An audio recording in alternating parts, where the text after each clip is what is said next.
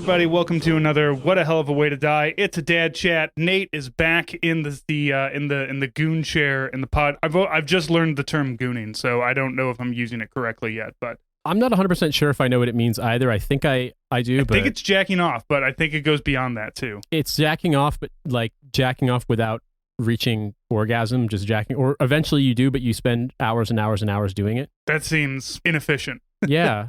Like, that's the whole point of having high-speed internet, is that you don't have to wait for JPEGs to download at 56K. You know what I mean? The kids are all wearing Jinko jeans, and maybe they're downloading their porn at 56.6K as well. Saving it on fucking 3.5-inch floppy disks, you know, just to recreate these. Selling them to their friends for, you know, $20 for a floppy disk with like 7 JPEGs on it, you know? Yeah, jacking off to badly photoshopped pictures of Kathy Ireland. Yeah. Real 90s, authentic 90s experience. Yeah, I wouldn't call this a goon cave or a goon chair. This is a podcasting basement with extremely secondhand office furniture.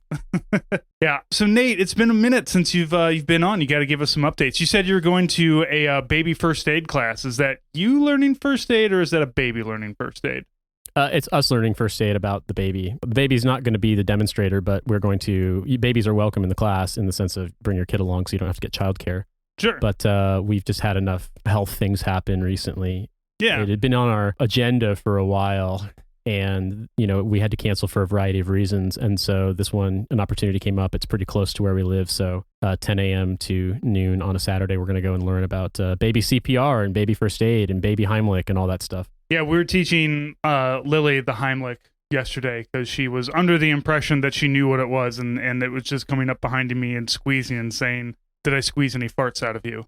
Which is not the general way, but you know what? I applaud her for finding new and interesting ways to disrupting the Heimlich by asking if I farted while she squeezed me. Yeah, unfortunately, farting doesn't necessarily substitute for open airway, so... It does not. It's the wrong airway that is being opened. Maybe in the sort of physiological conception of an 8-year-old, but sadly, we can't save ourselves by alternately breathing, respiring, you know, through our bowels, if only. Yeah. Now, she did ask, because she knows that you have a kid, and she was asking if one day when you and I are ready to lay down the mantle of podcasting, if she and your daughter could take over the podcast. And I think there's going to be a bit of an age difference. She's almost 9 and yours is still pretty fresh, but she likes the podcast.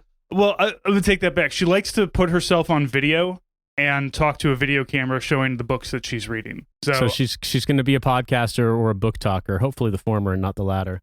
Well, it's maybe a little bit of both. She does really love talking about books. It's actually becoming kind of a problem because we've recently... So she started a new medication, and you start a new medication and it can fuck up your rhythm and your sleep schedule and everything. So she's had like really bad insomnia for the last couple of weeks, and we're kind of getting that under control. But I mean, I had insomnia as a little kid, probably about her age, and it was kind of a intermittent thing that persisted probably until like my early teenage years. Mm-hmm. But I think it hit its absolute worst point between the age of 8 and let's say 10 or 11. Mm-hmm.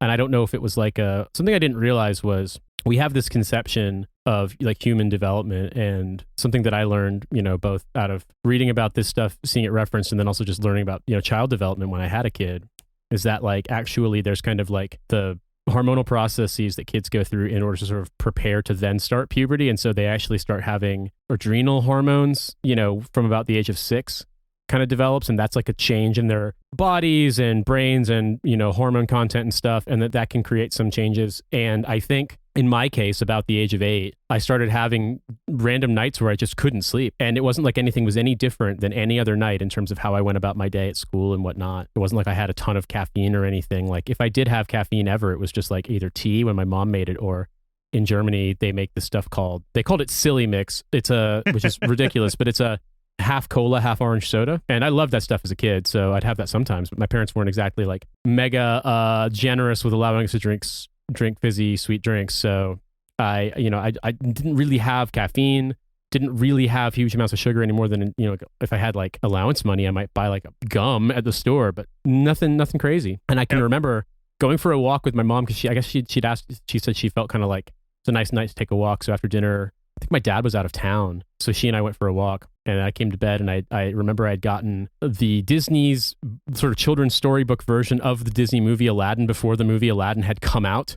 So it was sort of like, well, what's the plot of Aladdin going to be? Well, I don't know. I have to see it in theaters, but here's the book about it. And I was reading it, and then it was time for bed. It was like, probably I think 8:30 or 8 was my bedtime. And then I was up all night. And it was honestly horrible. It's fucking horrible, because when you're a little kid, like, you don't really handle alone time that well. You know what I mean? Like, some kids do well being alone, but not for 6 hours, 12 hours. You know what I mean? Like 8 hours. Yeah. And I struggled really badly. And my parents didn't really understand it. They thought I was just kind of like fucking around, I guess. But I genuinely couldn't sleep for like 2-3 days. Well, our daughter was fucking around. Absolutely. There were times that we caught her, like, so we would put her to bed. And we know that when she goes through growth spurts, and if you have a kid that's, under 10, you're going to experience this, or you have experienced this, where there are growth spurts where she grew an inch in a month, like, based on our, like, the little wall that you put the kid up against and you write that down. And we did that. We had one at the beginning of February and one at the right end of February and right at the beginning of April. And she grew just under an inch in a month. And she was having trouble sleeping. She was moody. She was just having all kinds of issues. And we always know that when this happens, it's a growth spurt. Yeah. It takes about a week for it to be done and to everybody have kind of moved on. But we did notice in the last couple of days with this new medication that she's been taking, she will sneak in. So she has in her room, the light has it's a light, but it also has a Bluetooth speaker in it, because she likes to have white noise. So rather than buy a white noise machine, we have this thing, we pipe in stuff from her phone. She would sneak out of bed while you put her to bed, and Beth and I would go watch TV or something, and she would sneak out and be reading on her phone. And, like, she's reading, which is the upside. Like, it's so... Sure. It's hard to just be like, no, you have to sit, you got to stop reading books. You have to sit down. And I know a lot of people have the problems with the kids can't get off of the watching tablet or watching Roblox or watching YouTube or whatever. And hers is reading, but still, it's like, it is 11:30 at night and I am going to bed. You need to stop this. Yeah, I don't recall. I mean, obviously we didn't have those kinds of devices when we were kids. So for me, it was reading paper books, but my parents must have noticed somehow that my lights were on and I kept like getting in trouble for it. And it was like, so I couldn't really do anything besides lie in bed, just sort of be alone. And I remember it was just really, really unpleasant. And there was like a week of it where it was really bad. The next night, I barely made it through dinner. I fell asleep, but then I woke up 2 hours later and like I was awake again and couldn't fall back to sleep. And it scared me that it would happen again. It never happened as bad as those first 2 times. But then up until about, I mean, I guess in a way I think about it, like, when did I stop ever having to worry about nights like that? And it would have had to have been like by the time we moved to Indiana. So I would have been 12 or 13. I mean, I was 11, almost 12 when we moved to Indiana. So this was basically a persistent kind of like, could possibly happen. And I was freaked out because I hated it. And I guess like my parents didn't really understand what was going on. They thought I was just sort of like being willful, but it was more like, well, I'm reading because I'm bored. I have nothing to do. I can't sleep. Mm-hmm. And yeah, so from about 8 till about 12, this would happen to me a lot. And looking at that age range, that kind of makes sense if you think about like if there's some things going on with, growth spurts and hormones and then like late pre-adolescence and stuff like that.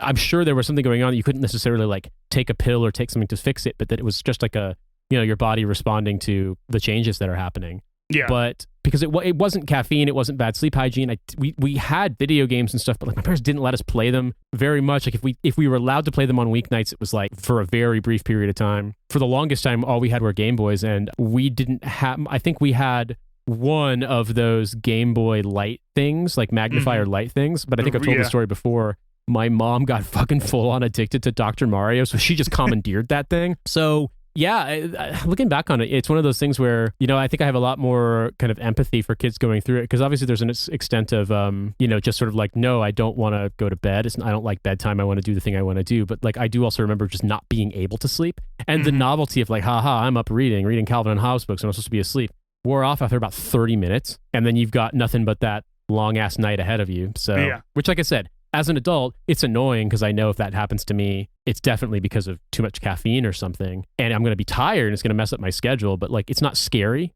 the way that as a kid it is.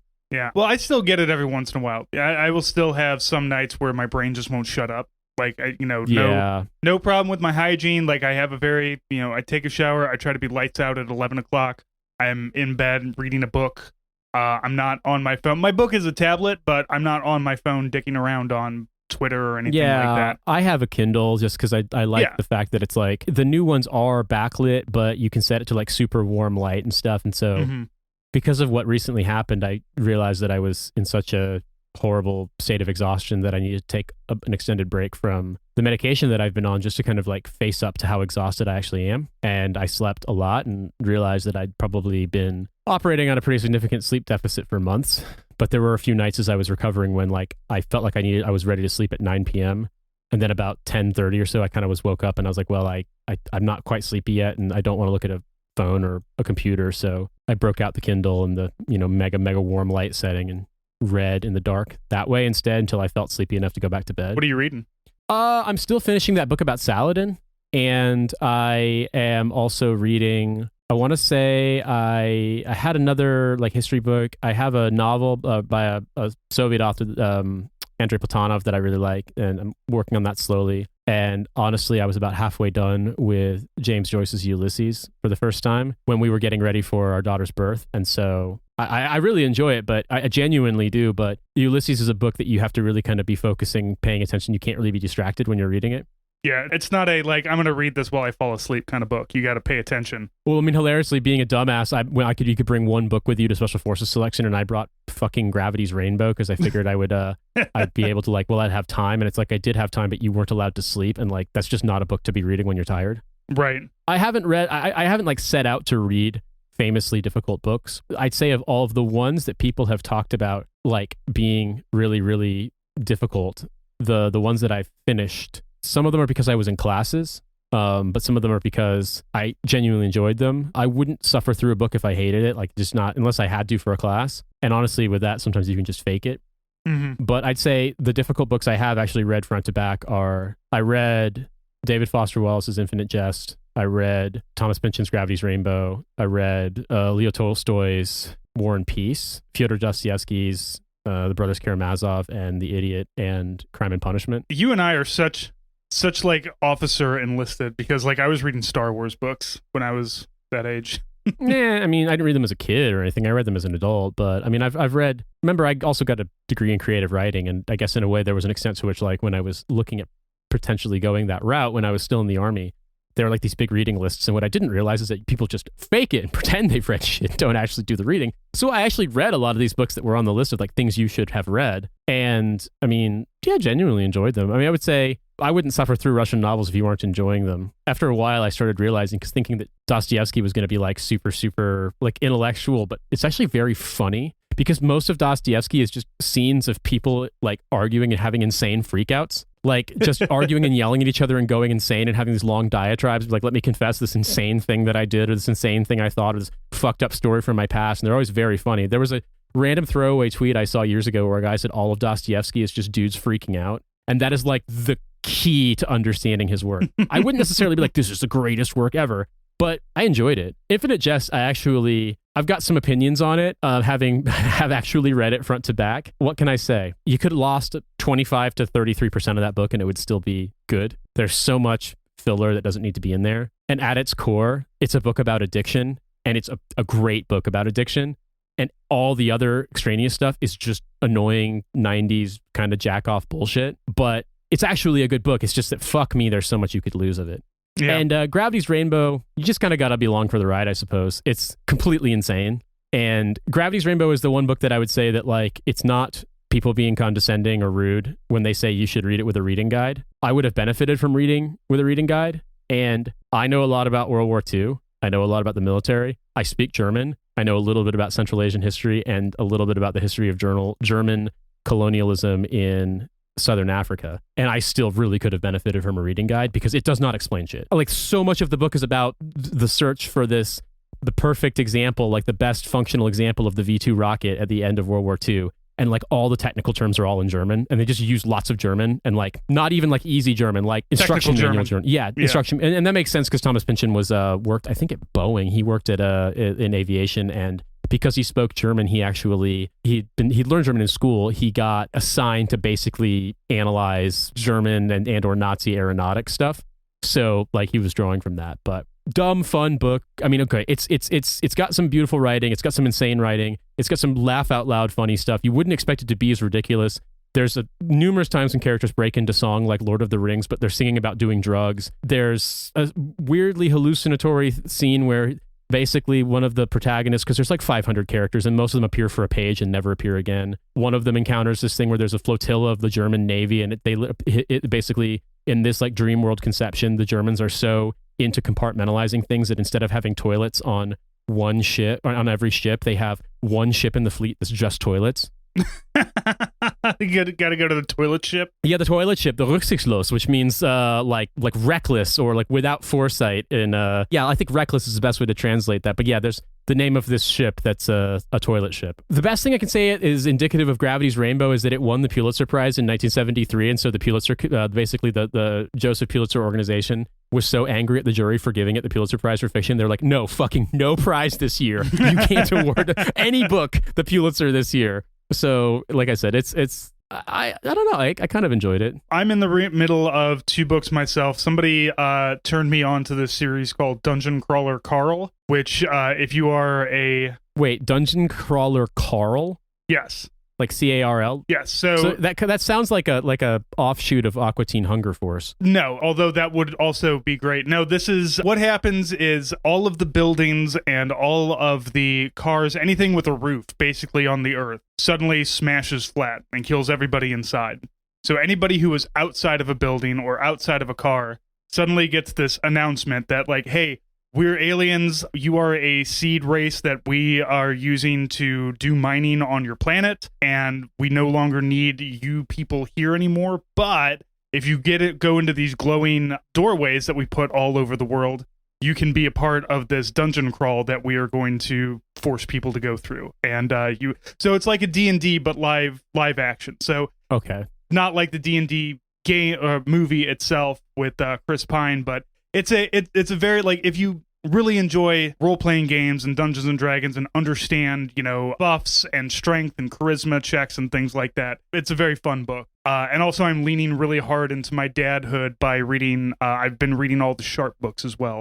Yeah. A friend of mine gave me a copy of Ian Banks's The Player of Games. And also I recently read, I've been working through that, but I mean, I'm enjoying it, but I just, scatterbrained. And I've recently been reading, I read a short story that I'd never read before by Ursula Le Guin because I really liked The Dispossessed, and she had a short story that she published, I think, later on that was like set in the sort of same fictive universe as that book. Have you ever read any Ursula Le Guin? I've read Left Hand of Darkness, and what did you think of that? It's been since high school. I'd go back and read it. Left Hand of Darkness fucking rules. Yeah, I need to. It has been Ursula Le Guin was Le Guin. Le Guin. Le Guin. Like yeah. Ursula Le Guin, yes. Le Guin. Lagooning. Yes, Ursula the Bean. So I read it in high school. I read a lot of some of that stuff. I did read The Ones Who Walk Away from Omelas. Omelas, yes. I did read that one sometime in the last decade. It has been I haven't really been interested in science fiction books in a while. It's not been The thing is, what I'm realizing now is that I read a lot of science fiction when I was younger, and I'm not really into the military science fiction, like we're Marines in space doing space Marine shit, like the Warhammer 40K stuff, like, or in the kind of like canonical stuff like Heinlein. But I do like Heinlein. Like, the science fiction that I like is the science fiction that is, what if we used some weird science shit to explore the human the human body. Read Ursula Le Guin. Holy fuck. I know. Read Ursula Le Guin. Get in there. Everything about Ursula Le Guin is like, what are the moral implications? What are the societal implications of these strange conditions that she's dreamed up, whether it's in high fantasy stuff or in science fiction? I'd also say maybe read Philip K. Dick, but it's more sort of like, can you trust your senses in a world where everything about it is designed to make you feel as though you're going insane? Are you insane, or is the world this dysfunctional? And it just ratchets it up more and more and more. Yeah, I really did. I did enjoy Do Android Stream of Electric Sheep. Like, I like how very different from the Blade Runner movie it is. Yeah, well, I would say all of his books I like better than the films. I liked We Can Remember It For You Wholesale better than Total Recall. Bear in mind with his ridiculous titles that he just was like, I can't come up with titles, so I refuse to. And so his publisher just made them up. And so I feel that as a writer who hates writing headlines, I feel that. There was a joke on Twitter, and I'm gonna paraphrase, but basically it's like every Philip K. Dick story is called like The Man Which I Weren't Forthwith, and the movie adaptation is called like The Gun Comet or something like that.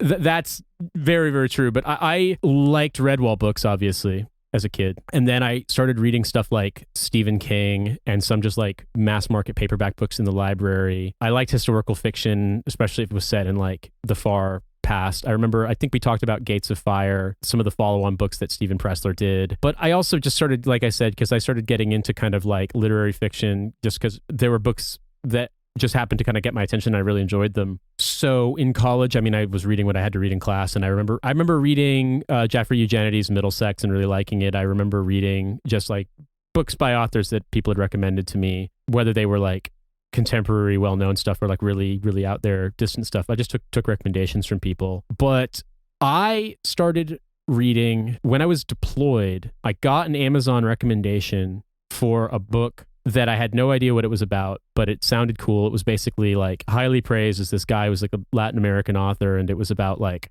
this sort of journey through time of these lifetimes of these famous or like cult famous, infamous Mexican poets. And I was like, oh, that sounds interesting, or whatever. It was this book called The Savage Detectives by an author named Roberto Bolaño. I started reading it because I put it on an Amazon wish list, and my mom was like, oh, what? I'll get this for you. So it was like an Elvis Costello album on CD, that book, and the revision of Final Fantasy Tactics for PlayStation Portable, which tells you about like the kind of intersection of what was happening in my life. I was gonna say that's one hell of a teen year right there. I mean, I was 24, but 24, okay. Because I was in Afghanistan. I was deployed. Oh, that's right. Yeah. And if I had been deployed as a teenager, then that would be well, I mean, given my age. As an officer, being deployed as a teenager is very that'd be very British, but not very American. Yeah, I was gonna say, Battlefield Commission and all. And I wound up like at first being like, what's going on? But there were things about this book that kind of caught me. And then as time went on, I was like, okay, this is weird, but I like it. And then as it went on, I was like, this is the best book I've ever read in my entire life. Now, a lot of people would disagree with me because the way it's structured is you either like it and you can roll with it, or you find it annoying and you're going to give up. Because it's written as like the first short portion and the last short portion are basically like diary entries from this 17-year-old kid who's like, I've decided I'm going to join this like literary movement in Mexico in the 70s. And then the middle huge portion of the book is basically, we don't know the name of the interviewer, but he's going around meeting all of the people who knew these people either in Mexico or when they went on their weird life travels across the world, like sort of collecting up life experiences. He just interviews them like a fictional oral history. Mm-hmm. So it's just people giving interviews about like having met these guys at certain points in their lives, and then like going on these wild tangents about their own lives and stuff. Basically, the best way I can describe the plot of the book is in the 70s, they steal a car and they decide that they're going to go find that there's this forgotten Mexican poet who was famous in the 20s, and she apparently lives in like as a hermit in the desert. And they're going to go find her because they've heard that she's got this collection of poetry that like has never been published, but it must be like this lost object of like the best poems ever written.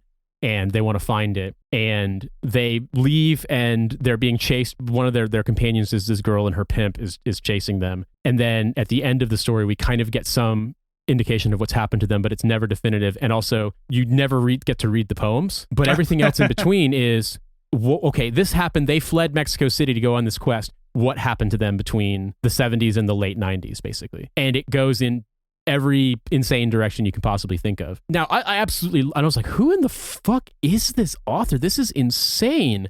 Who is the author? His name is Roberto Bolaño. So it'd be Bolano.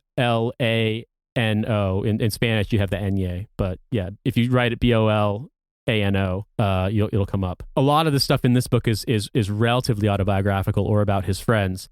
But he was pretty unknown in Spain, but had won like some awards as writing for like local literary magazines. And then he put this book out in, I want to say 1998, and it won the equivalent of like the Booker Prize and the Pulitzer Prize and the National Book Award, kind of combined, the Premio Gallegos in Spain.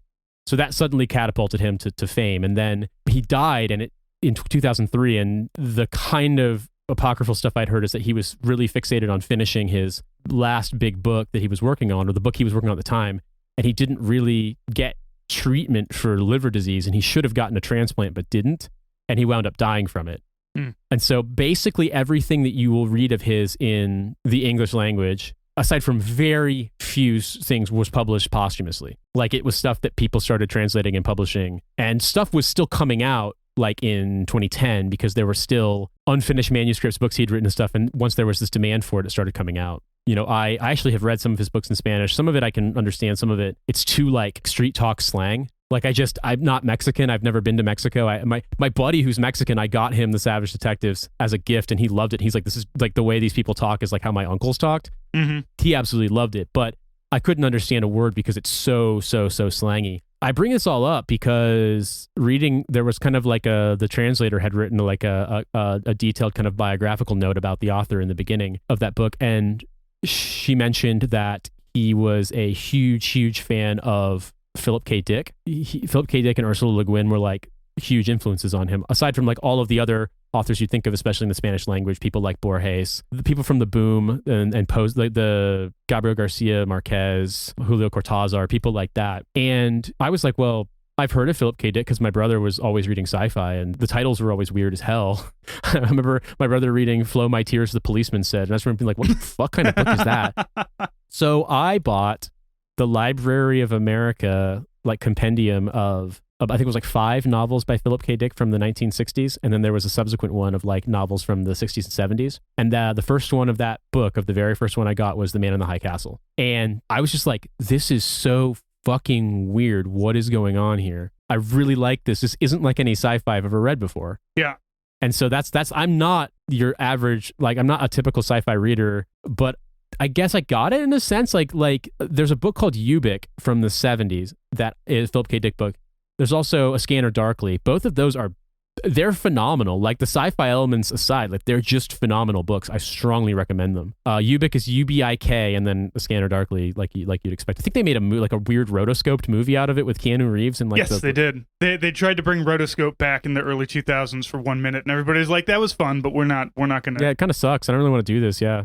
Yeah. Well, I mean, it's try to translate a Philip K. Dick book, like Blade Runner, or I haven't watched Man in the High Castle, the TV series, but it's difficult to take science fiction like that and turn it into an actual... Man in the High Castle, I think, would be easier, and I haven't seen the series, but because it's kind of like a speculative fiction about the Axis won World War II, and so America is half divided into like a territory controlled by the Japanese and a territory controlled by the Nazis, and the Midwest is free, baby. Yeah, I don't know anything about it. I think there is like there's an exclusion zone or something. Yeah, it's ruled by a trustworthy, sane American, Charles Lindbergh.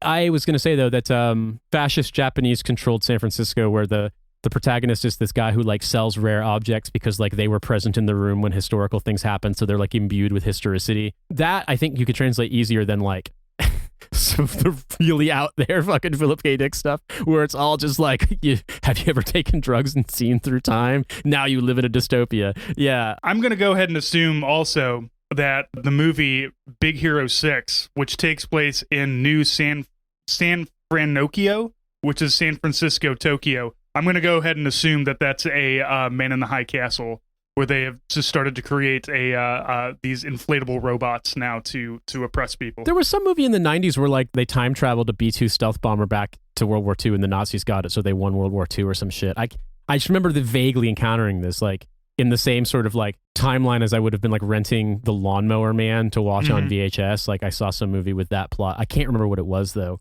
God, Lawnmower Man was so good too. Let me tell you, if you like that kind of speculative, not quite science fiction, Ted Chiang wrote a book of short stories called This Is Your Life. No, The Story of Your Life. And the first story is about this, humans discover, like, they realize, okay, we live in, when you see in medieval illustrations, they're like, okay, here's the earth and here's the dome and here's all the holes poked in the dome and the light of God shines through and that's the stars, right? So, because we don't have telescopes yet. So the idea is that exists, and they are trying to get to God by cutting through the dome.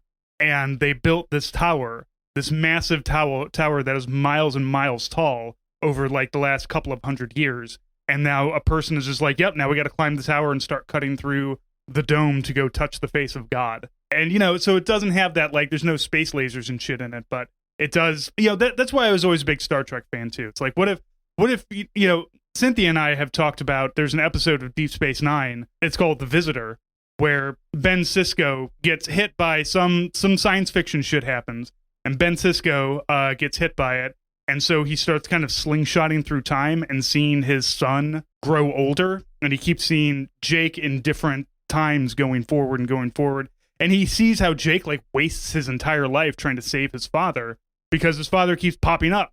And wait, is that what they stole the fucking plot device in Spy Kids 4 from? I haven't seen Spy Kids 4 specifically. Neither have I, but I had to edit a Kill James Bond episode about it, and they go over the plot, and that figures very heavily.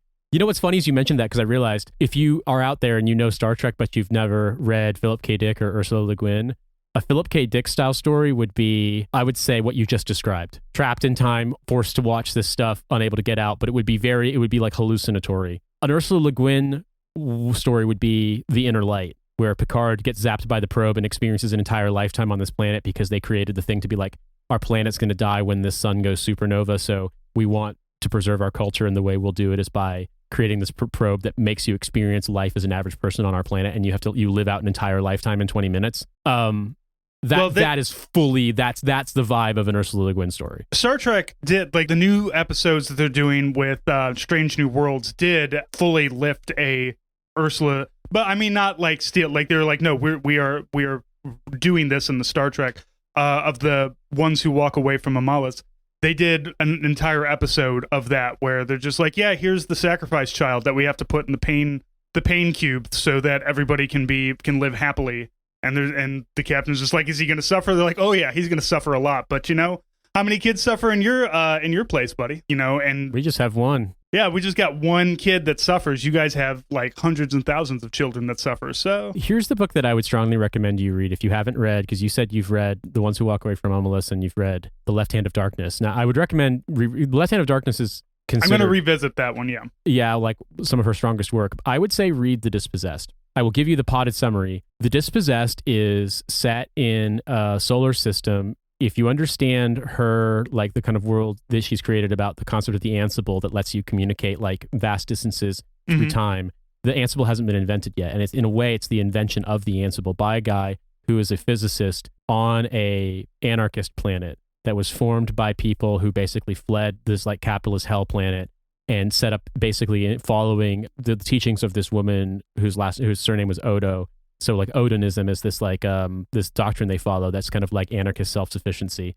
And it's a really, really austere desert planet. So like they have a very, very equitable society where like basically you don't have owned possessions and you don't have like social dictates, but there are rules, there's a system, people get jobs, there are things you can basically people volunteer for work, but like it's like not quite socially conservative, but it's very austere because everyone has to pull their weight because like it's been experiencing drought and it's already an austere environment. Sure. And the opening, if I remember correctly, of the book is that like he's going to the spaceport to visit the capitalist hell planet because he's been invited to present this physics paper on the stuff that he's researched, and it's going to lead to this discovery. And the only place on Anares, the planet, that has a sign that says no trespassing is the spaceport. Anywhere else, there's no concept of private property or like private versus public space. But then he goes and he has to kind of learn the social codes of like the capitalist planet where like there's impossible luxury, but then he sees what it's like in the sort of like the slums in the way that like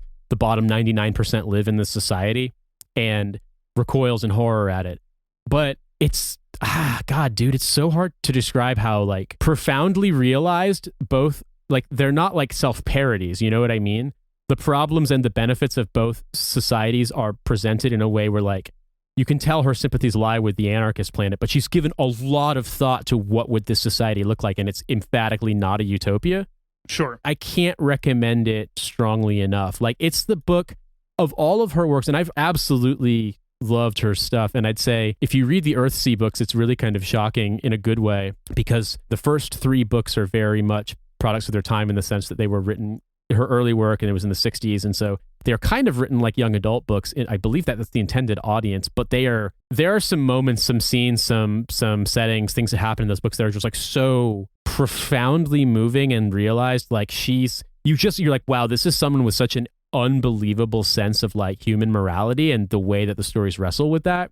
Mm-hmm. But I believe I don't know if I've read the final one, which is I think a book of short stories, but the final novel was written after she had all of her success in the 70s and 80s, and it's a much more emphatically feminist book. And it's wild because it also deals with the idea of like the physical and psychological effects of like Ged the wizard having basically been in combat his entire life, and like his body is destroyed and he has PTSD. And like it's not in like a comical way, but like it's amazing because it's like the book, like I said before, seems so humane and realized beforehand, and then when you read this, you're like, you can tell how much she's grown as an author. And she was amazing before, but like her worldview, her ethics have developed so much over time. I don't know. Like I've read, the title is escaping me, and I don't want to be that guy who starts Wikipedia searching while recording. But there's a book that she wrote. The best way I could describe it would be, well, because I believe that her father was a ethnographer. And so there's a lot of that comes through in her writing, like across the board when she has these kind of like societies that she's created. She gives a lot of detail into determining, like describing all of these environments, like how these societies function. But there's a book that she wrote, I want to say in the 80s or early 90s, and the title is kind of escaping me, but I'm going to honestly look it up because I'll find it. Always Coming Home, that's it. And it's basically remember I was describing Bolaño having written this fictional oral history. It's kind of like a fictional ethnographic volume about like this, what appears to be a kind of like hybrid Native American / post-apocalyptic society in like the California Bay Area, Northern California, like centuries, if not millennia in the future, after like some kind of nuclear conflagration, where it's like people live in more or less not hunter-gatherer societies and agricultural societies, but in like societies that we would more associate with like uncontacted or indigenous societies that don't live in the kind of like Western construct of a modern economy kind of thing. Sure. Those kinds of societies, or at least some groupings of them, do exist in this world, but they don't. They live in like family houses and things, and they kind of pick their families and things like that. But it's great, but it's different in the sense it's not really a novel. It's not a really good introduction point to her stuff because it doesn't have the kind of the plot thread to follow. But so I would say, for those of you who are curious, read Le Guin. Le Guin. Like Gwen Stefani, but instead of Gwen, it's Gwyn.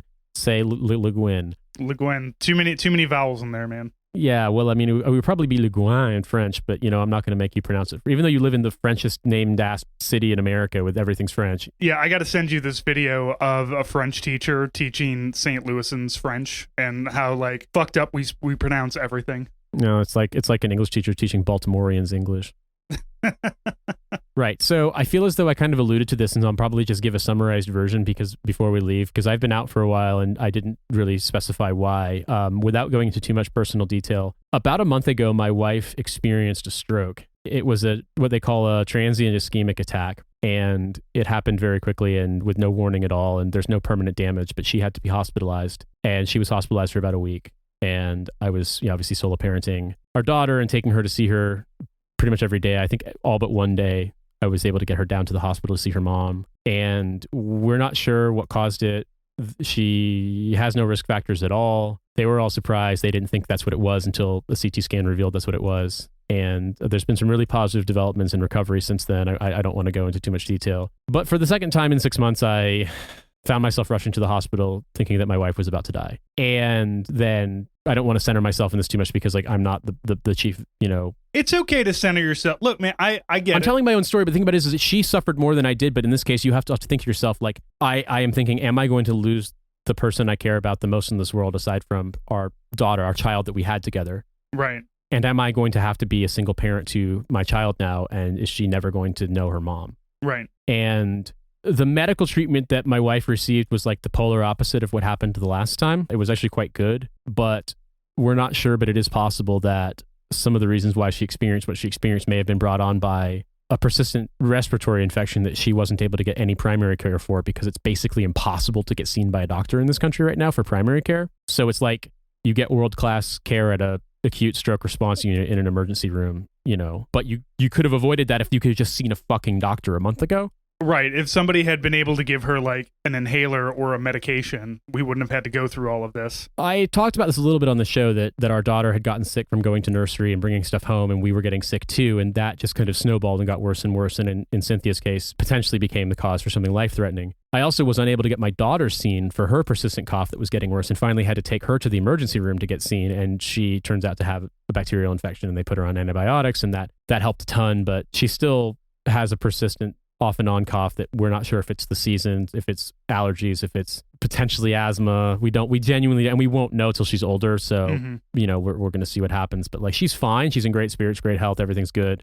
Cynthia's much better. My mom dropped what she was doing and arranged for friends to take care of my dad and flew out to London to stay with us for 10 days and took care of us. And it made all the difference. And so, yeah, that's really cool. That really was, I just didn't think that she would have the ability to do that, quite frankly, because of, I mean, how hard it is. Like, my dad's not in great shape. I mean, like, in terms of his condition, and he can't be alone. He requires full-time care. And so I obviously am incredibly grateful for that. And that made a huge difference. And what I realized was I was already teetering on the brink of exhaustion. And for a while, they were looking at potentially needing to perform surgery, and they were edging towards, it sounded like, trying to keep my wife in the hospital through the Easter weekend and then perform surgery and then keep her after the surgery. And it was like, look, that's aiming towards keeping her in the hospital for almost 3 weeks, which isn't going to do her any good in a lot of things, because she can't really rest there. But also, like, I'm going to wind up being hospitalized for exhaustion if this goes on any longer. The last night she was in the hospital before they let her out, I took our daughter down to see her. It was dumping rain, so it was harder to get around with the stroller. It has a rain cover. I had an umbrella, but the elevator was broken at the train station. So I had to carry it up the stairs because there was no one there that would help. I mean, there were a few people way ahead of me on the stairs, but like, they didn't hear me or see me. And then on the way home, thankfully, someone helped me carry it down the stairs. And that train station by the hospital, that was working. The elevator was working. And the next morning I had to make the determination, like, I don't know what's going to happen, but I do not think I have the physical strength to safely carry our daughter in the stroller up and down the stairs right now. Like, it's getting this bad. Because I was getting really sick from stress and exhaustion and lack of sleep and doing everything. You know what I mean? Like, friends, I had so much help from friends. They were so grateful, so gracious and kind. But at the end of the day, like, there's only so much they can do outside of like job schedules and life schedules. And, you know, most of my friends who were helping, like, either have, you know, they have full-time jobs, maybe they're married and have kids too. Like, most of them live far away from me in terms of how long it takes to get around London. So like, it was looking really bad, and my mom coming really, really made a huge difference. But we're all good now, and I'm back at work and I'm back doing all this again. And I'm grateful that we kind of got off with a warning, in a sense, that like, if this was a concern, then it didn't have any long-term effects, any permanent effects. And if it is indicative of some kind of like condition, then we found out now. But I mean, you and I and Joe were recording when I got the text that she was in an ambulance going to the hospital. It's just been insane. It's just been a lot, but all you can do is try to be grateful for things working out and make the best of what you can. And in my case, it forced a kind of breakthrough for me, because asking for help does not come very naturally to me. I understand that. Yeah. Especially when somebody else is suffering more. Like, it's very difficult to say, I need help because I'm having to do all these things because my wife had a stroke, because you want to focus on, my wife had a stroke. She's in the hospital. I don't know what's going to happen. And it's hard to say, like, I need support when you feel like, oh, my wife needs more support. She's the one that, you know, could be potentially dying. And I fully understand that feeling of, because I'm the same way. I don't want to ask for help either. Especially if I feel like, no, it's fine. I can just add it to the load. It's fine. I can shoulder all these things. And then all of a sudden you're, you know, standing out in your yard wearing just a pair of shorts, screaming at the sky because, you know, you didn't take care of your own mental health. Not that that's ever happened, but I mean, sometimes I have wanted to do that. So I mean, I came into the studio and Tom saw me and said I looked like crackhead Art Garfunkel. I definitely wasn't taking care of myself, and I gotten a haircut since then, but it was just a struggle, man. I mean, you know, like, I love my daughter and she's absolutely wonderful, but like, she requires lots because she's 7 months old, and you know, at the time she had really bad cough that was waking her up in the middle of the night and, you know, making her fussier and stuff. And so it was a lot. And, you know, I'm phasing back into things and trying. I think I let a lot of work things spiral and make me. It also added to the stress, I know. Well, I didn't put my foot down about problems that we were having, and also I was doing a bad job of kind of like keeping things in perspective about what level of perfection was required.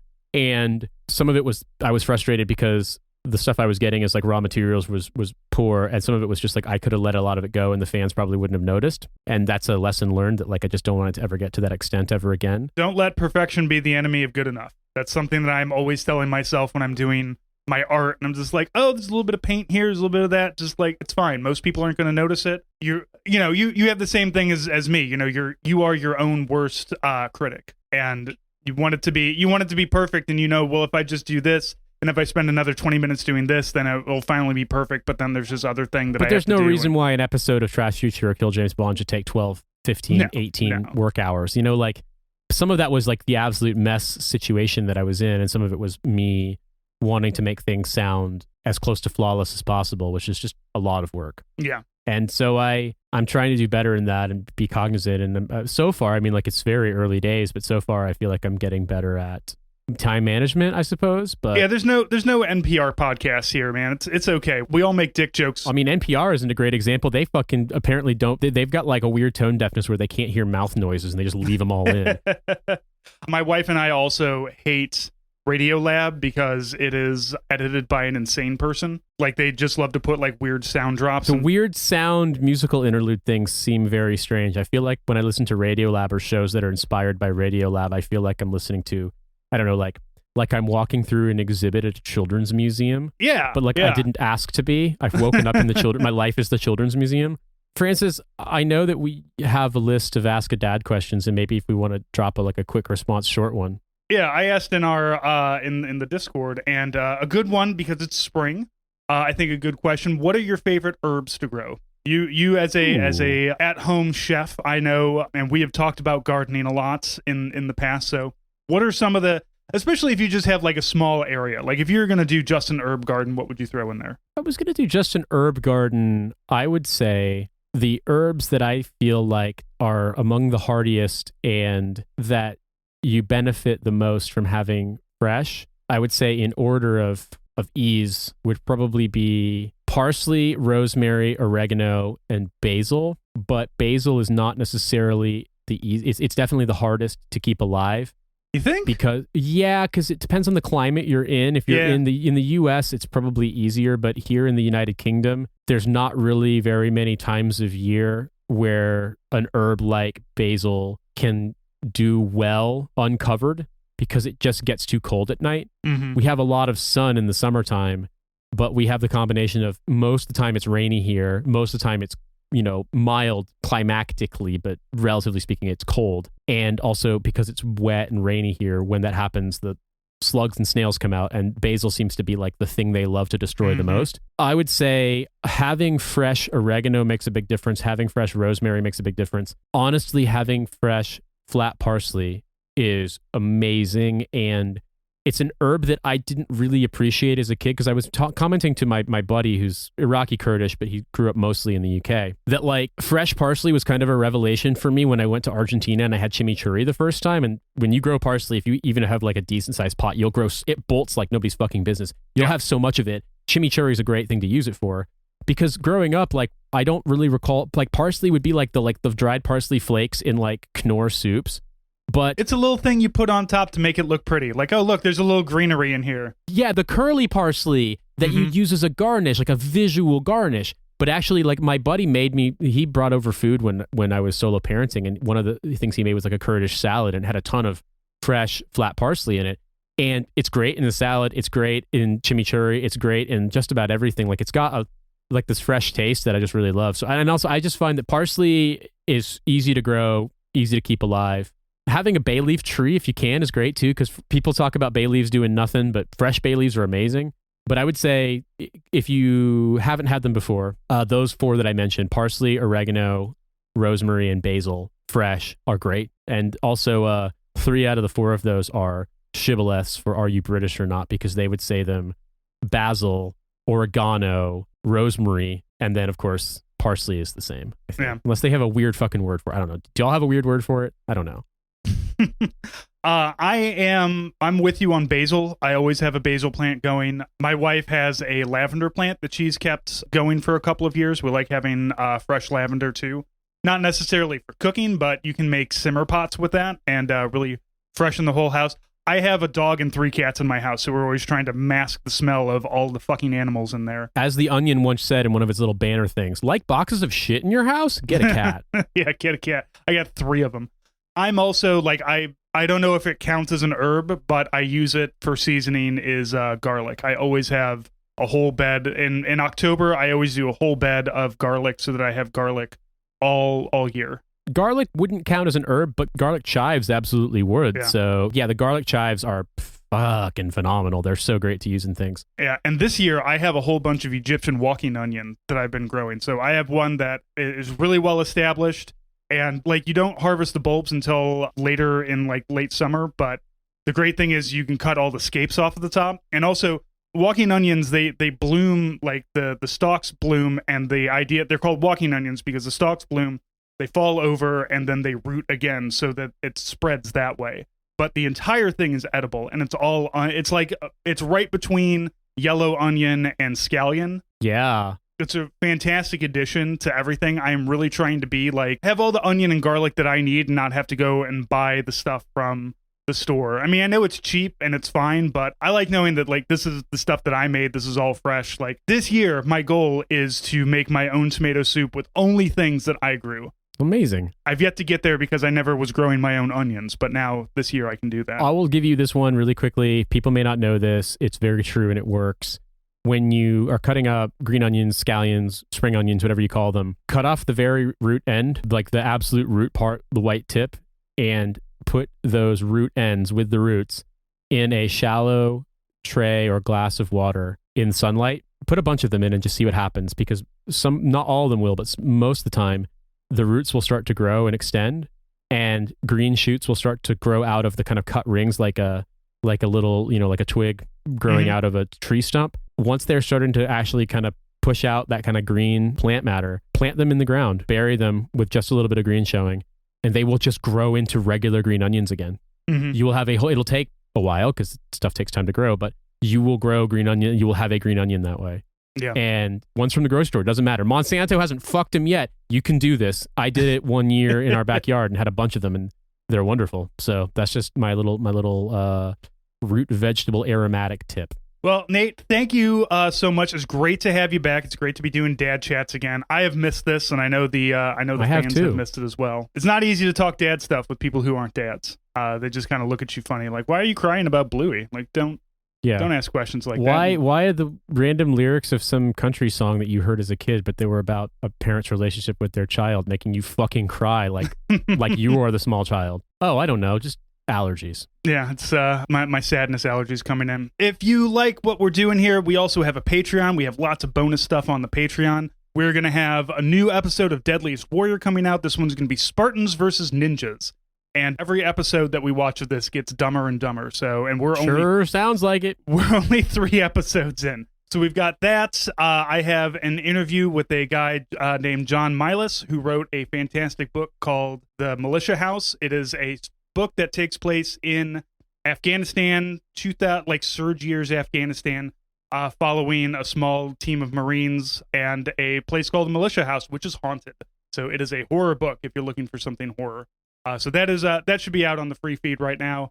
And then on the bonus on the Patreon, also, I have a early interview with a gentleman who is in our Discord, and we discussed forestry in Ukraine during the war, how they're going to demine things, how a war is fucking up all the ecology and things like that. But we also talk about hunting wild boar in America too. So got a lot of good stuff out there. We got a lot of good stuff coming as well. So I want to make sure that everybody is aware of that and hopefully listening and giving us their suggestions. And if you want to be on the show, please reach out. You can contact Sergeant Joker at hellofawaytodie.com, or you can ping me on Twitter at ArmyStrang, and we will get something set up. Yeah, well, in the meantime, though, it's absolutely a pleasure speaking to you again, Francis, and to everyone out there listening. Appreciate you being a listener, and hope to hear from you soon.